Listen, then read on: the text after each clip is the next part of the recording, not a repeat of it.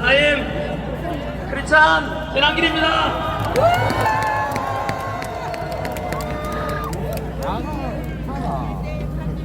네, 반갑고 너무 감사합니다. 오늘 구미에 왔는데 중소도시라서 사람들이 적게 올 줄 알았는데 보다시피 끝이 안 보이네요. 구미시와 또 이 지역 주변에 많은 애국 시민들이 가득한 것 같습니다. 그리고 이제 탄핵 심판을 앞두고 있어가지고 저에게 중요한 시점에 여기 오신 여러분들께서 새로운 역사를 만들고 계시고, 여러분들께서 또 이렇게 차가운 아스팔트 위에 나오시는 덕분에 윤석열 대통령께서 석방되었습니다. 그리고 곧 있게 될 탄핵 소추 심판에 대해서도 오늘 여러분들의 이러한 응원과 그리고 이 대한민국, 우리 자유 대한민국을 지키기 위한 여러분의 열망 덕분에 반드시 탄핵 각하되거나 기각되어서 우리 윤석열 대통령의 국가 시스템 정상화시키고 직무복귀시키고 다시 자유 민주주의 대한민국이 살아날 것 같습니다.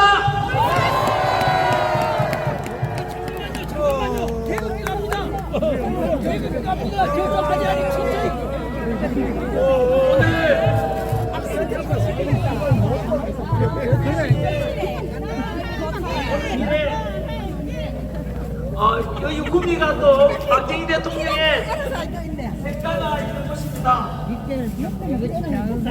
그래서 우리들의 옥천에 들려가지고 유경수 여사님 생가에 들러서 인사드리고 왔습니다. 그리고 이 근처에 있는 박정희 대통령님 생가에 들러서 역시 인사드리고 왔습니다.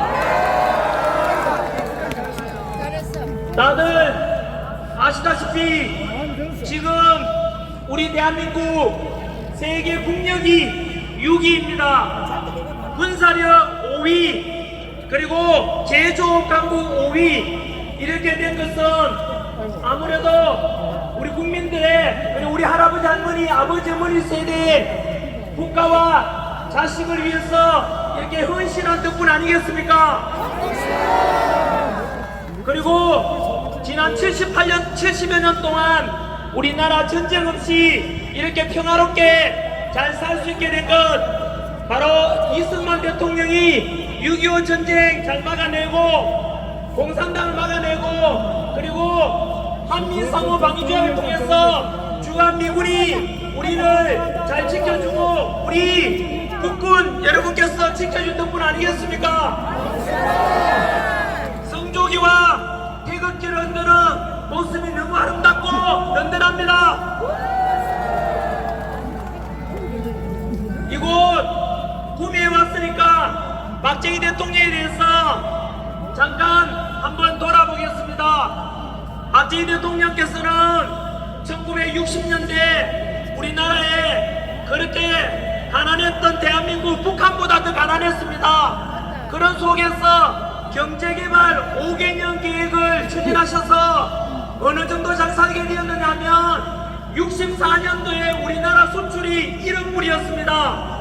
그런데 13년 뒤 1977년에는 수출 100억 불이 되었습니다. 무려 재임 기간 동안에 수출이 100배가 늘었다는 뜻입니다. 뿐만 아니라 베트남 파병을 통해서 우리 한미 관계를 돈독히 하고 그 베트남 가서 공산당 막는다고 희생하신 우리 파병 장병 여러분 희생 덕분에 그렇게 해서 또 자유 대한민국을 지킬 수 있었고, 그리고 그때 벌어온 돈으로 박정희 대통령께서는 경부고속도로를 닦았고 공항제철을 만들어서 우리나라 경제성장의 발판으로 삼았으니 그때 베트남 파병 때 희생하신 또 헌신하신 그분들께도 감사함을 잊지 말아야 될 것입니다. 저희 장인어른께서도 베트남 파병 용사입니다. 뿐만 아니고 70년대 새마을운동을 통해서 농어촌 근대화시킨 덕분에 다행히도 보릿고개가 없어지고 지금처럼 우리나라가 한강의 기적을 이룬 그 모든 업적들이 아마도 박정희 대통령님 덕분일 것입니다. 이렇게 해서 우리 대한민국은 훌륭한 지도자와 그리고 단합한 우리 국민 덕분에 짧은 기간에 그리고 경제성장 일궈내었고 우리가 2차 대전 뒤에 신생 독립국이 140개국 가까이 되는데 그 중에서 이렇게 선지 못된 나라는 대한민국이 유일합니다. 뿐만 아니고 이러한 경제성장과 산업화와 동시에 또 YS와 DJ와 같은 이런 민주화를 위해서 애쓰신 덕분에 대한민국은 영국이 200년 걸렸는데 우리나라는 불과 40년 만에 이러한 자유민주주의를 또 실현하게 되었습니다. 오늘 저는 역사 강사로서 지난 12월 3일 비상기업부터 100일 동안 있었던 일들에 대해서 시간적으로 한번 쭉 정리를 해보고자 합니다.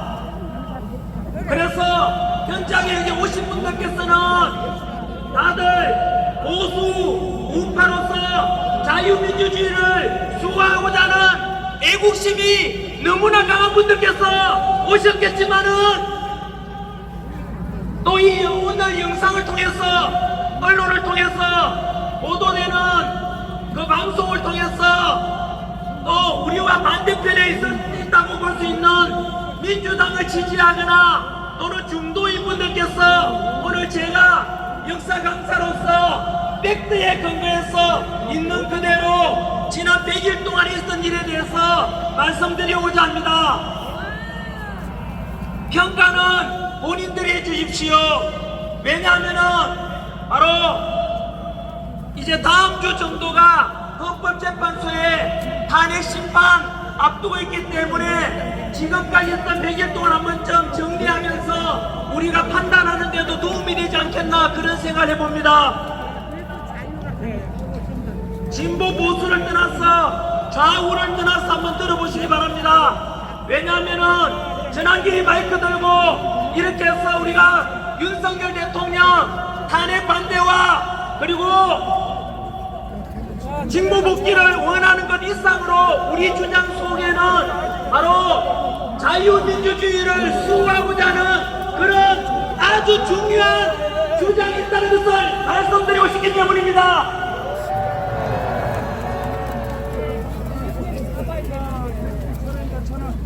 특별히 2030 세대 여러분들께서 잘 들어주셨으면 좋겠습니다. 지난 100일 전에 12월 3일날 비상계엄이 선포되었습니다. 그 즉시 민주당에서는 비상계엄은 곧 내란이다 라고 부르면서 언론에서도 똑같이 국회의사당에서 국회의원들이 비상계엄 해제를 못하도록 윤석열 대통령이 국회의원들 의견을 못하도록 끌어내고자 했다라고 덮으시고 있지 않습니까? 그런데 민주당에서는 거짓말을 또 했지요. 민주당 김병주 의원, 박범계 의원 그리고 우성찬 의원이 주도해가지고 박정원 특전사령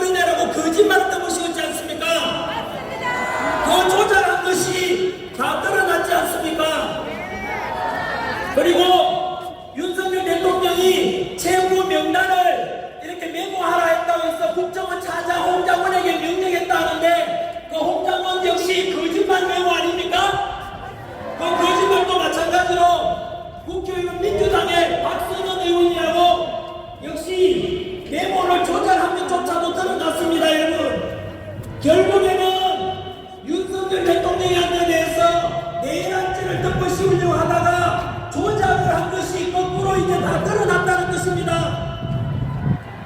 혹시나 이 중에서 숨어서 듣고 계시는 민주당 지지하시는 분들께 한번 판단해 보십시오. 금방 말씀드린 대로 윤석열 대통령을 내란 외환죄로 덮어 씌우려고 하다가 외환죄로 덮어 씌우려고 했던 것도 거짓말로 드러났고 내란죄 덮어 씌우려고 하는 것도 역시 또 민주당에서 조작하고 회의에서 거짓 증언하겠다는 것이 또 드러났습니다. 그러면 이제 묻겠습니다. 진정한 내란 범죄 일으킨 것은 윤석열 대통령입니까? 민주당입니까? 여러분, 내란을 일으키고 조작한 것은 누굽니까? 민주당은 이제 답변하라. 두고 역사상에서는 내란을 조작하면 삼족을 멸하라고 했는데 삼족을 멸하진 않을 테니까 양심 있으면 민주당을 해체해라! 두 번째, 오늘도 어떤 방송사에 보니까 윤석열 대통령에 대해서 탄핵을 석방시키는 것도 옳지 않다. 왜 내란 수개를 석방시키느냐 하던데 여러분, 혹시나 이 중에서 초등학생 정도 지적인 수준만 되면 판단할 거라고 봅니다. 중학교 사회책에 나오는 내용입니다. 무엇이냐면 우리나라 사회책에는 뭐라고 되어 있냐면 형벌이 확정되기 전까지는 무죄 추정의 원칙이 있습니다. 이재명 같은 경우에 벌써 4개 범죄 전과 사범에다가 현재 재판 중에 있는 것도 뭐 여러 건 있지 않습니까? 그리고 이미 1심에서 유죄가 확정되었지요. 북한에다가 돈 갖다 준 거 알고 있습니까? 대북 송금 800만 불인가 갖다 줬지 않습니까? 여러분, 그거 이만저만한 범죄가 아닙니다, 여러분. 그럼에도 불구하고 우리 보수 우파들은 이재명 보고 당장에는 너 임마 잡범이야 라고 말은 하지 않지 않습니까? 왜냐하면 아직 3심, 2심이 남아있기 때문에 무죄 추정의 원칙에 따라서 이재명한테 우리가 범죄자라고 부르진 않지 않습니까? 그러면 답변하십시오. 윤석열 대통령은 아직 재판받은 적 있습니까? 없습니까? 없지 않습니까? 그렇다면 아직 1심 재판도 받지 않았는데 무죄 추정의 원칙에 공평하게 적용한다면 윤석열 대통령은 내란입니까? 무죄입니까? 초등학교 학생 여러분 들었습니까? 중학교 학생 여러분 들었지요? 바로 윤석열 대통령에 대해서 오늘 이 시간 이후로부터 내란죄, 내란 우두머리라고 하는 언론사가 있으면 그 언론사 모두가 가짜뉴스 언론사입니다. 기자분들 똑바로 들으십시오. 오늘 이 시간 이후로 기자분들이 윤석열 대통령에 대해서 내란 우두머리 이런 방송을 한다면은 초등학교 중학생들도 당신들 언론사는 전부 다 가짜 뉴스 언론사라고 이야기할 겁니다.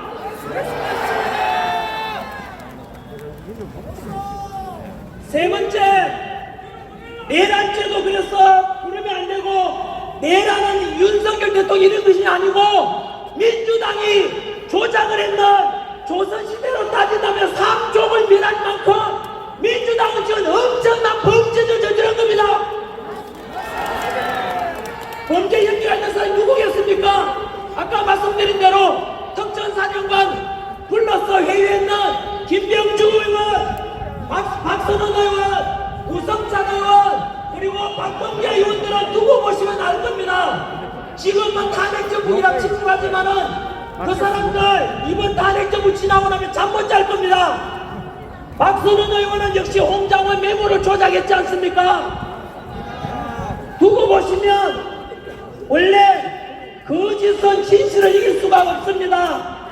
우리는 지금 보다시피 전한길도 꿈에라도 거짓말하지 말라는 그 안창호 선생의 가르침에 따라서 오직 진실만 말하지 않습니까? 반면에 조금 전에 봤다시피 외환죄를 덮어씌울 정도 거짓말, 내란죄로 덮어씌울 정도 거짓말, 내란이라고 말하면 안 되는데도 불구하고 내란이라고 말할 민주당 또 거짓말. 결국은 우리 보수우파의 진실을 추구한 우리 보수우파가 승리할 것입니다.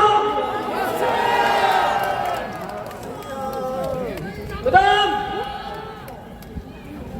바로 윤석열 대통령에 대해서 내란죄라는 거짓말로 덮어씌우고는 내란 수사권도 없는 공수처에다가 수사권을 맡겼지 않습니까?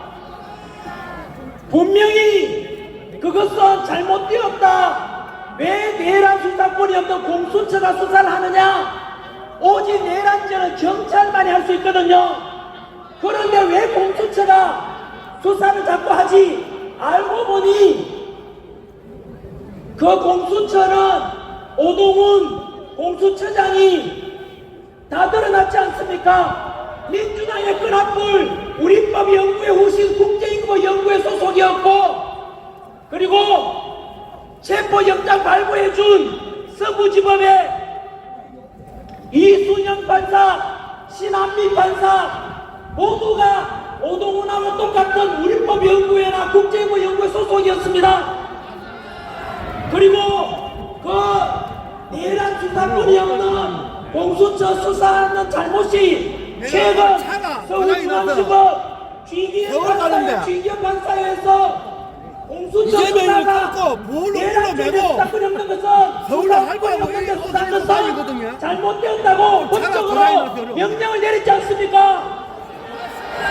그래서 결국에는 수사권도 없는 공수처에 성죄로 수사를 했고, 또 체포 과정에서도 불법적으로 체포를 했고, 그리고 영장도 불법으로 발부받았기 때문에 모든 것이 불법이었다는 것이 드러나서 지금 오동훈 공수처장은 검찰로부터 고발이 되어서 이제 수사를 받게 되었습니다. 여러분, 결국에는 또 거짓이 드러난 것입니다. 여러분, 사실은 대통령에 대해서 이 정도만 되어도 불법 체포에다가 불법 구속에다가 이 정도만 되어도 미국 같으면 벌써 윤석열 대통령 무죄로 석방되고 벌써 이 사건이 끝났어야 돼요. 그런데 지금 여기까지 왜 왔는지 아십니까? 바로 옳지 못한 것에 대해서 침묵했던 사람들, 민주당이 거짓으로 덮어씌우는데 거기에 동조했던 언론들의 선동 때문이고, 오직 이재명 대통령 만들기에 혈안이 돼 있던 그 민주당 안에 민주는 하나도 없고 밀어붙이기시 불공정과 상식을 다 무너지게 그 민주당 때문에 저기까지 오게 된 것입니다.